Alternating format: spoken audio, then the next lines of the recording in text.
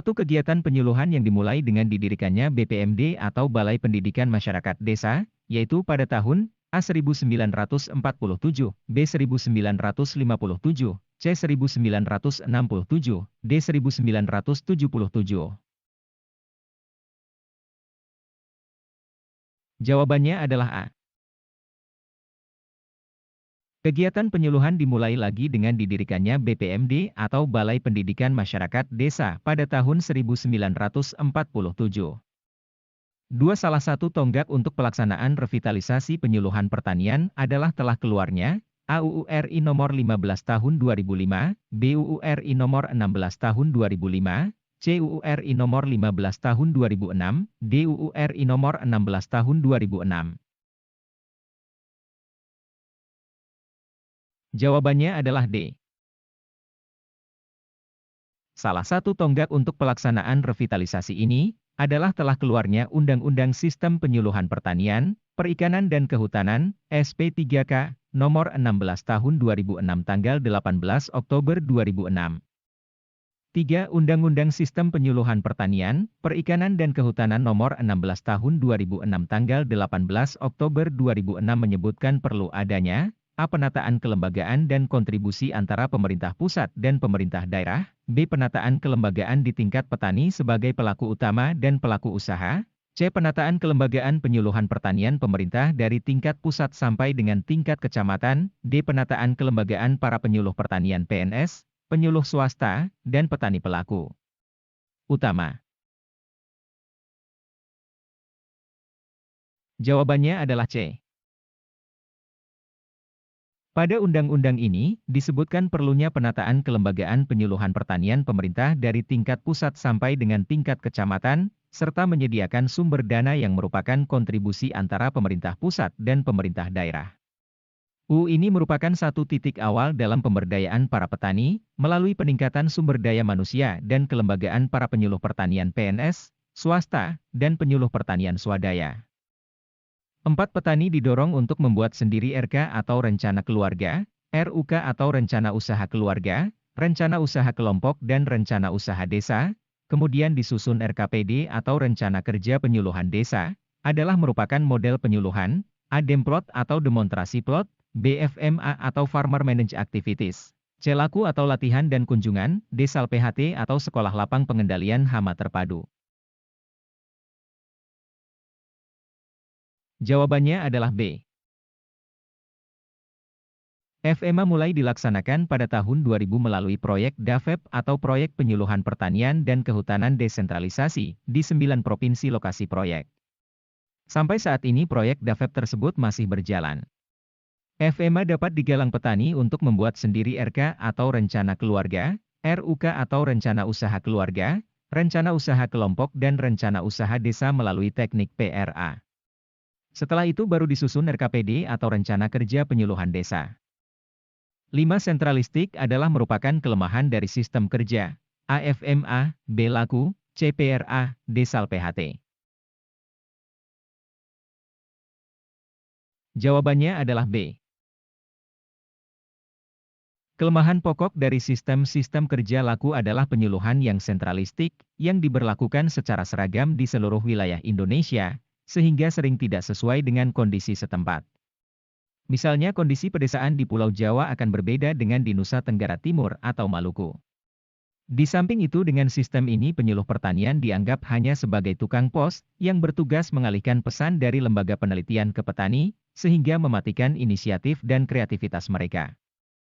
6. Orientasi peningkatan nilai tambah hasil pertanian pada kegiatan penyuluhan pertanian, adalah merupakan tujuan pembangunan pertanian jangka, A. Lama, B. Menengah, C. Panjang, D. Pendek. Jawabannya adalah C. Sebagai salah satu usaha untuk mengembangkan dan memajukan pembangunan pertanian, maka peran penyuluhan pertanian dalam makna agribisnis, merupakan suatu tujuan pembangunan pertanian jangka panjang dalam meningkatkan taraf hidup masyarakat, yang berorientasi pada peningkatan produksi usaha tani dan nilai tambah produksi hasil pertanian. 7. Menurut Van den Ban, 1999, tujuan terpenting program penyuluhan adalah untuk A. Meningkatkan kemampuan petani, B. Meningkatkan perilaku petani, C. Mengubah kemampuan bertani, D. Mengubah perilaku petani.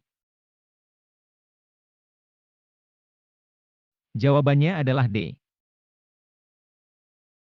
Pada masa lalu, penyuluhan dipandang sebagai alih teknologi dari peneliti ke petani.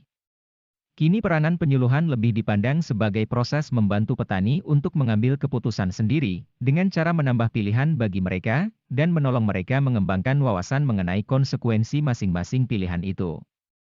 Adapun tujuan terpenting program penyuluhan adalah untuk mengubah perilaku petani.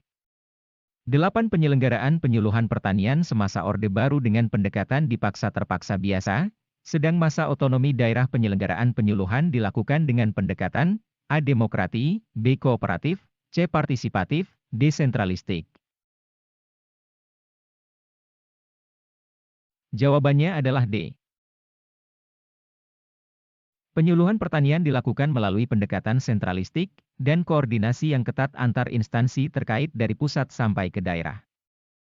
9. Penyelenggaraan penyuluhan yang didukung para penyuluh yang masih muda. Pendekatan laku, sifat sentralistik, petani mendapatkan subsidi, sarana prasarana yang memadai, adalah merupakan keberhasilan program A. Bimas, B. Ekstensifikasi, C. Inmas, D. Intensifikasi. Jawabannya adalah A.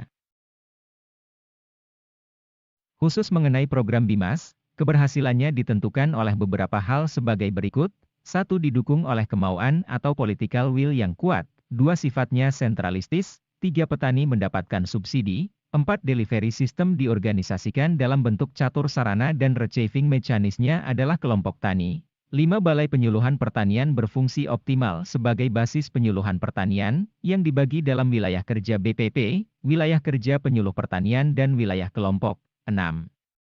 Anggaran besar, tersedia sesuai dengan kebutuhan di lapangan. 7. Didukung oleh prasarana dan sarana yang memadai. 8. Didukung oleh penyuluh pertanian yang relatif masih muda. 9. Menggunakan sistem kerja laku sebagai sistem kerja para penyuluh pertanian. 10. Demokrasi, manfaat, kesetaraan, keterpaduan, keseimbangan, keterbukaan, kerjasama, partisipatif, kemitraan, berkelanjutan, berkeadilan, pemerataan, dan bertanggung gugat adalah merupakan A. Azas penyuluhan, B. Fungsi penyuluhan, C. Sasaran penyuluhan, D. Tujuan penyuluhan. Jawabannya adalah A. Penyuluhan diselenggarakan berasaskan demokrasi, manfaat, kesetaraan, keterpaduan, keseimbangan, keterbukaan, kerjasama, partisipatif, kemitraan, berkelanjutan, berkeadilan, pemerataan, dan bertanggung gugat. 11. Kebijakan penyelenggaraan penyuluhan dapat dilaksanakan oleh pelaku utama dan atau warga masyarakat lainnya sebagai mitra pemerintah dan pemerintah daerah, baik secara sendiri-sendiri maupun bekerja sama, yang dilaksanakan secara A. Mandiri dengan program yang dibuat sendiri oleh para penyelenggara penyuluhan, B. Mandiri dengan programa yang dibuat bersama dengan tingkat administrasi pemerintahan yang ada, C. Terintegrasi dengan programa pada tiap-tiap tingkat administrasi pemerintahan, D.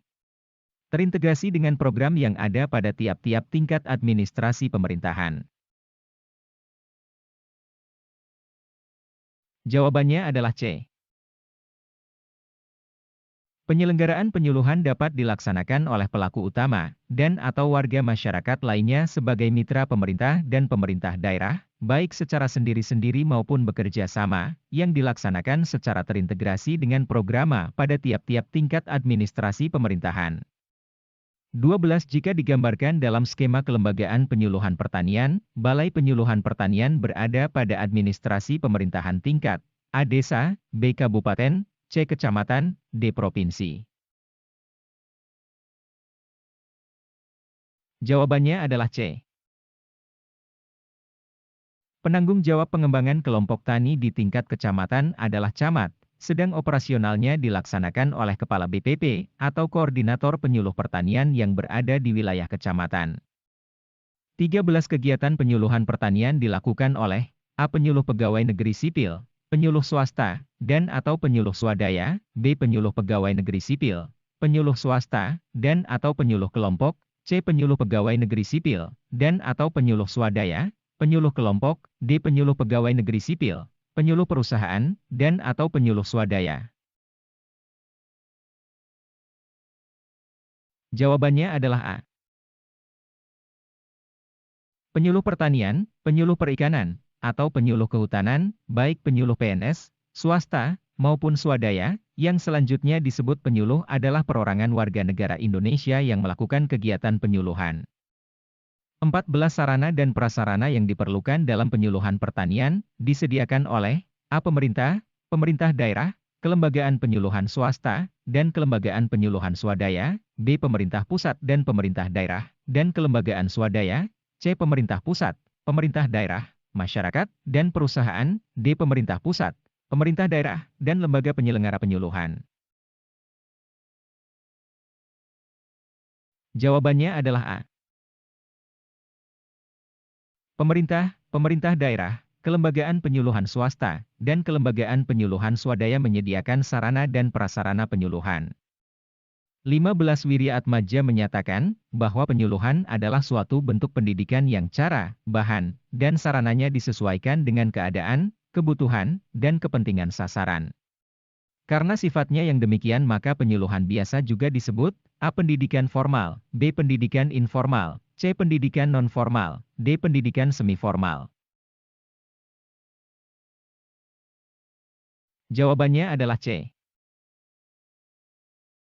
Wiryaatmaja yang menyatakan bahwa penyuluhan merupakan sistem pendidikan di luar sekolah, di mana mereka belajar sambil berbuat untuk menjadi tahu, mau, dan mampu atau dapat menyelesaikan sendiri masalah yang dihadapi secara baik, menguntungkan dan memuaskan.